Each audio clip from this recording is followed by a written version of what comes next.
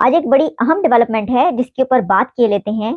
और वो बड़ी सिग्निफिकेंट डेवलपमेंट ये है कि सऊदी अरेबिया और इंडिया की जॉइंट मिलिट्री एक्सरसाइज हो रही है। First ever joint military exercise Saudi Arabia और इंडिया की, इंडिया के अंदर राजस्थान में। नरेंद्र मोदी 10 सालों से है, तीसरी दफा भी आने वाले तमाम सऊदी उनको सलाम ठोकते हैं, सोने के बड़े बड़े हार पहनाते हैं। भाई हमारे 50 साल भी रहे थे, सोने के नहीं है, लित्रों के हार पहनाएंगे हम हमको।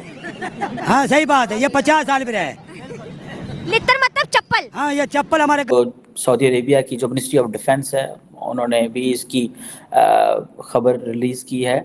और ये जो सादा तनसीक जो है ये राजस्थान में हुई है, और आपको पता है that is a neighbouring state है पाकिस्तान की। और अरब तो फिर अरब हैं, उन्होंने देखा यार अब और ये जो तेल वाली इनकम है ये तो जाती रहेगी, अब कुछ और करो वरना हम गए। यानी अबू धाबी में तो आपको पता है, या पता नहीं दुबई में शायद तेल है ही नहीं, वो तो सिर्फ नहीं है सर। हाँ अपनी वो सर्विसेज की बुनियाद पे इतने आगे निकल गए हैं। ये एक्सरसाइज हो रही है सऊदी अरेबिया और इंडिया की, वो एरिया पाकिस्तान से चंद 100 किलोमीटर के फासले पर है। तो क्या ये पाकिस्तान के लिए एक मैसेज है, एक पैगाम है कि कभी जो तुम्हारे दोस्त हुआ करते थे अब वो हमारे दोस्त हैं। ये चप्पल हमारे गल में डालेंगे, ये 50 साल भी रहे थे, ये हमारी कुछ नहीं सुनेंगे। इतनी बेइज्जती हमारी इंटरनेशनल लेवल पे हो रही है, शर्म नहीं आती? शर्म क्यों आती है? हम आते हैं मर जाए गरीब आदमी की शर्म। आप क्या कह रहे हैं, शर्म का जमाना खत्म? हमें कोई शर्म नहीं रह गई। मजदूर आदमी परेशान है, खाने के लिए परेशान है, बेरोजगार फिर रहे हैं, रोजी नहीं मिल रही। और कोई 45 लोग जो royal land forces, Saudi land forces के लोग हैं वो इसमें होंगे। इंडिया के भी तकरीबन 45 हैं। इससे पहले आपको याद होगा मैंने आपको बताया था कि सऊदी अरेबिया जो है उसने अपने 55 नेवल ऑफिसर्स इंडिया भेजे हैं फॉर ट्रेनिंग इस साल। अगले साल सुना है कि 66 या इसके करीब आ रहे हैं।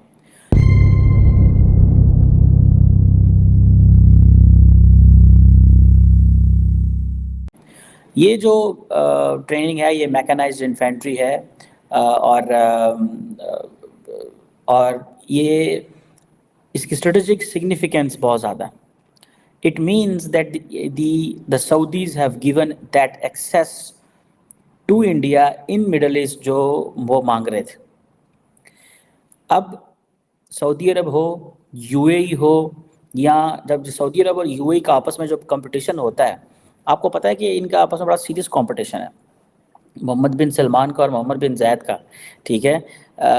और इस हवाले से जितनी ज़्यादा कुर्बत इंडिया के नरेंद्र मोदी ने सऊदी अरब के करीब हुई, उससे बहुत ज़्यादा कुर्बत जो है वो यूएई की लीडर के साथ है।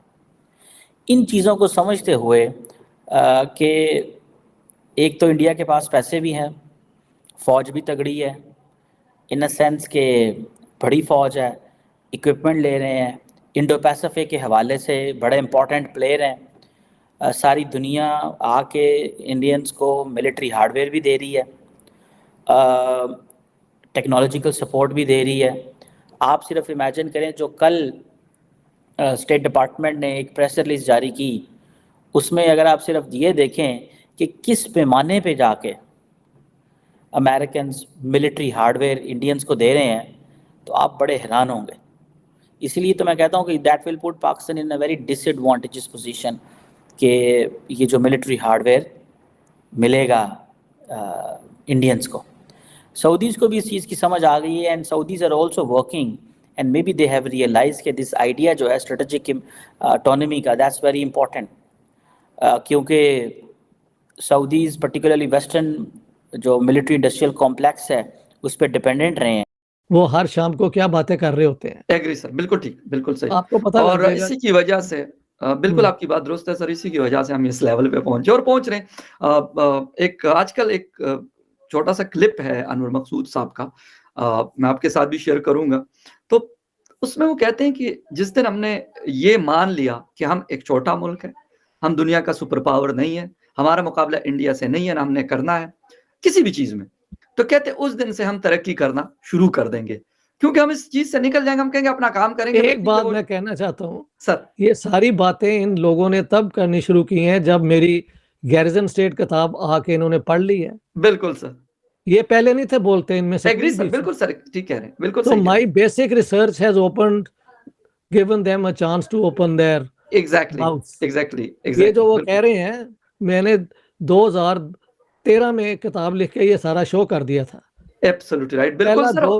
पहले 2 चैप्टर पढ़ लें और अनवर मकसूद साहब की सारी शायरी जो है वो उसके अंदर बिल्कुल। अभी मैं देख रहा था रजा रुबानी साहब का बयान के Pakistan is a garrison state, और मैं क्या रजा रुबानी साहब कह देते कि ये इश्तियाक, प्रोफेसर इश्तियाक ने ये किताब लिखी है, ये मानता कोई नहीं है, लेकिन सारी मेरी बातें कार्रवाई रहे जो आपने लिखी है, बिल्कुल इसमें कोई डाउट नहीं है, जो मैंने और थ्योरेटिकल फ्रेमवर्क बनाया है वो सबको समझ आ गया है। एब्सोल्युटली राइट सर, और बिल्कुल Pakistan is a garrison state, और गैरिजन जो है वो 2 किस्म की चीजें होती हैं। एक कि वो अपने आप में एक कंप्लीट कम्युनिटी होती है, एक गैरिजन टाउन फ्रंटियर के फ्रंट पे होते हैं ताकि पहले जो हमला होगा उसे रोकेंगे। बिल्कुल ठीक है। और वहां से हमला करने के लिए पाकिस्तान गैरिजन स्टेट इंडिया की दुश्मनी में और साथ साथ गज़वा हिंद में, यार मुझे समझ नहीं आती।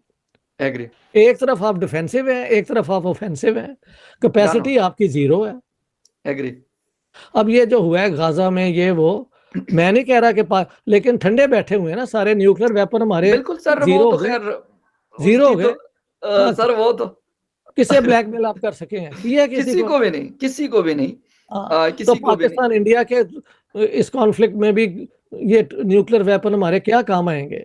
लेकिन चलो इंडिया को भी एक, अगर उनका कोई ऐसा डिजाइन हो तो उसको रोकने के लिए मान लिया हमारी मिलिट्री समझती है। सर सारी रखे, मैं कहता हूँ डॉक्टर साहब, मैं कहता हूँ आप मिसाइल भी बनाएं, आप जहाज भी बनाएं, रिसर्च एंड डेवलपमेंट उसको मार्केट में भी बेचें, लेकिन उससे इम्पोर्टेंट ये है कि लोगों की जिंदगियां भी अच्छी होनी चाहिए। उधर नहीं ना चाहिए, वो उधर एक हमारा कंसर्न ये, हम ये नहीं कहते कि ये जहाज ना बनाए, ये तोपे ना बनाए, सब कुछ बनाए, हम थोड़ी, मैं तो सब कुछ बहुत रियलिस्टिक इसमें करता हूँ। एग्री, बिल्कुल सर, बिल्कुल। वो हम हमें कोई इतराज नहीं है कि F-17 थंडर के, हम कहते हैं F-35 जैसा जहाज भी ये बनाए, खरीदे भी, बनाए भी, और मतलब सब चीजें करें। लोगों को भूखा तो ना मारे, उनको चांस भी दे आगे बढ़ने। बेसिक जो चीजें होती है जो हर इंसान की जरूरत है वो दिया करें, अच्छे से रखे लोगों को। नमस्कार दोस्तों, भारत और सऊदी अरब की सेना के बीच संयुक्त सैन्य अभ्यास सदा तंसीक 29 जनवरी 2024 से राजस्थान में आरंभ होने जा रहा है। इस सदा तंसीक का आयोजन 29 जनवरी से 10 फरवरी 2024 तक राजस्थान में आयोजित किया जाएगा। इस अभ्यास का उद्देश्य दोनों देशों की सेनाओं के मध्य सर्वोत्तम सैन्य गतिविधियां और अनुभव साझा करना है। इस अभ्यास से भारत और सऊदी अरब के बीच सैन्य सहयोग और अंतर संचालन को बढ़ावा मिलेगा। दोनों देशों की सेनाओं के बीच सर्वोत्तम प्रथाओं को सीखकर और साझा करके तालमेल के साथ और संयुक्त कौशल को बढ़ाना है। इस अभ्यास फील्ड कमांडरों और सैनिकों को एक दूसरे के साथ बातचीत करने का भी अवसर प्रदान करेंगे।